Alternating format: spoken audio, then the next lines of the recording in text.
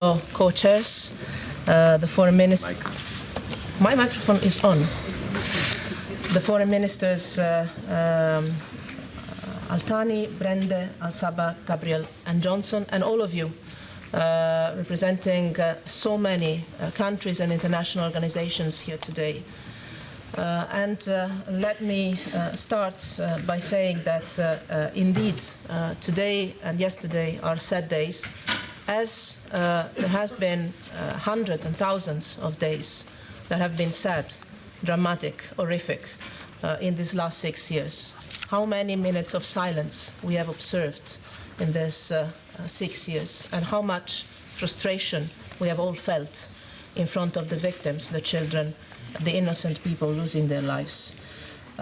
This is a conference where all of us come together as international community to tell the Syrian people that we care for their lives and that we are ready to support the livings, the ones that are still alive, and prevent the loss of lives of those that are at risk inside Syria and in the neighboring countries. But this is also, I think, a conference where our voice can join the voice of so many Syrians as the civil society representatives that we will hear in a few minutes, all the Syrian women and men that have only one word to say to us: Hudna, a ceasefire, and peace. And I think we have also a collective responsibility as international community to be consistent, not only with our humanitarian efforts, but also with our political work to make sure that peace can be reached in the country with the help and the support of all of us. We have a responsibility to put an end to this war. We are here in Brussels today with clear purposes and clear reasons. First of all, giving an answer to these Syrians that still hope and believe that peace can be built in their country. Every time I meet with representatives of Syrian civil society, and especially the women, if I can say so, I see this mix of desperation and hope.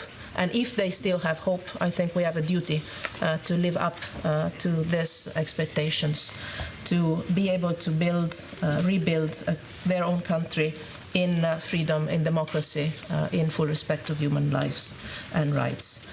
The first thing we have to do today, I think, is obviously condemning all loss of lives, and particularly the horrific chemical attack close to Idlib.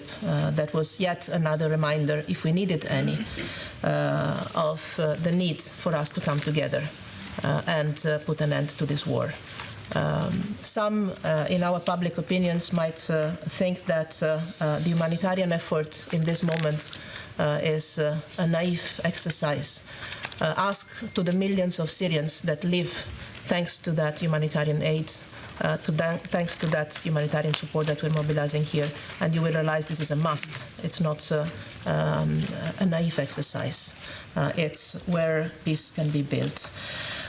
First objective of our work today is this: support the Syrians inside Syria and in the neighboring countries. Help the living.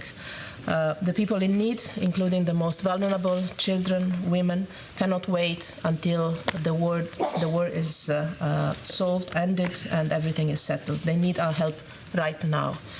So we must look at the commitments we made in London last year, assess where we have made progress and where progress has been too slow. We must look at the needs for 2017 and raise the necessary funding through our pledges today. And we will look forward to 2018 and 2019 to ensure that we can provide some continuity and predictability to the humanitarian support we give to Syrians. Here in this room, I think we have to be very clear on the fact that we are supporting the Syrians, and we are supporting them as they hope to build the future of the country. The European Union has fulfilled its pledge for 2016. We are always the ones that not only pledge but also deliver on our pledges. I can today announce we will also deliver on our pledge for 2017. We are and we will continue to be the first humanitarian donor, the strongest supporter of the people of Syria and of their host countries. Today we commit to maintain similar levels of support amounting to 560 million euros for 2018 for Lebanon, Jordan, and for the humanitarian work inside Syria. And we have the ambition to maintain our level of engagement also in 2019.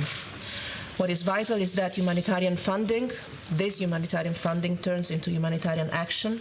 And for this to happen, for this money to become something real to the Syrian people and to the hosting communities, we need not only the energy, the passion, the dedication of the humanitarian workers that put sometimes their lives at risk, but also we need to make sure that full access throughout Syria is guaranteed to humanitarian access. Second objective of this conference is to support the region and to support the future of the region. This is why I'm particularly glad to have next to me the Prime Minister of Jordan, the Prime Minister of Lebanon, but also representatives of countries like Iraq or Egypt that are hosting in the region large number of Syrians. Because the story of the Syrian conflict is a story that affects the entire region and the broader region, including Europe, but it's also a story of generosity and solidarity. We cannot just praise the solidarity or commend the solidarity. We have a responsibility to support those that are showing solidarity and make it sustainable in the long term. The people of Jordan, Lebanon, Turkey deserve all our support, and as well as those in Iraq, Egypt, and elsewhere who are hosting thousands of Syrian refugees. It is a promise we made in London, and we continue to honor our promise. More than half of the overall pledge from the London conference came from the European Union and our member states, and we have fully delivered on our commitments, both financially and through the compacts with Lebanon and Jordan. On top of the humanitarian aid, we are promoting economic growth and jobs for our Lebanese and Jordanian friends, as well as for the refugees, because we do not want to see a conflict between the hosting communities and the refugees that are hosted by these communities. Third objective, make peace possible. Here we are more than 70 countries and organizations. The world is looking at us, the Syrians are looking at us, and are expecting us to give a strong push to the political talks in Geneva under the excellent leadership of the UN and the Special Envoy, because it's clear that the best investment for all the people of Syria and for a sustainable future in the region is commitment to peace, serious, consistent commitment to peace. The task undertaken in Astana by Russia, Turkey, and now Iran is important, is increasingly urgent. The attack in Idlib makes it even more evident. A mechanism for an implementation of the ceasefire has to be a serious one, and we have to put an halt to the continuing breaches committed on a daily basis. Some more dramatic than others, but the ceasefire is a must. Hudna, hudna, hudna. It also needs a political horizon if it has to be sustainable. And you will hear the civil society representatives. They met here in Brussels for 4 days. We met them yesterday. They make this point very clear. The people of Syria need progress at the talks in Geneva. They want their country back. They want peace back. We need to have the talks in Geneva moving towards an inclusive, credible political transition that builds on UN Security Council Resolution 2254 and on the 2012 Geneva Communique. And I will go even further. Only a political solution to the conflict in Syria will allow for a real defeat of Daesh, al-Nusra, al-Qaeda, and all the UN-designated terrorist group in Syria. Only a political solution will allow all Syrians to return home without fear of arbitrary detention, torture, executions, and child recruitment. Only a political transition can make all Syrians feel home in their own country and be part of a joint effort to give a rebirth to the country. It is up to the Syrian parties to reach a political agreement and shape the future of their country, but we can collectively contribute to creating the space for them to engage in peace with political pressure and with the right incentives. We will hear in the political session the UN Special Envoy Staffan de Mistura on the progress made in the latest round of talks in Geneva. We will also hear from him the latest difficulties and the ways in which we can support his work for real. All of us, I think, have a responsibility to contribute to a successful outcome of the talks in Geneva. And I want to be very frank. This is the most complex and the most violent conflict in our times. No regional, no global power has the strength to solve it alone. We see many that have the attempt to worsen it by the day. This will only make the situation worse, not only for the Syrians, but also for the rest of the world. No side can impose one solution on the other. Peace in Syria will require an agreement among local players, but also support from all regional actors and world powers under the auspices of the United Nations. We, the European Union, are eager to do our part. We've been engaging with regional actors, all of them, international powers, and we believe there is common ground, but we need political will, serious political will from all. Fourth objective for today's meeting, and I'll close, supporting the future of Syria and of the region.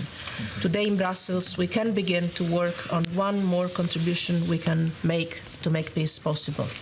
Once an agreement is reached, and only once an agreement is reached in Geneva, the reconstruction of Syria will require a massive collective effort.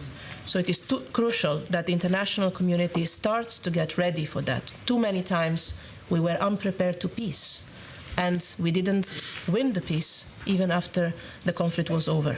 We have to start preparing for that day, even if today in particular that day seems very far away.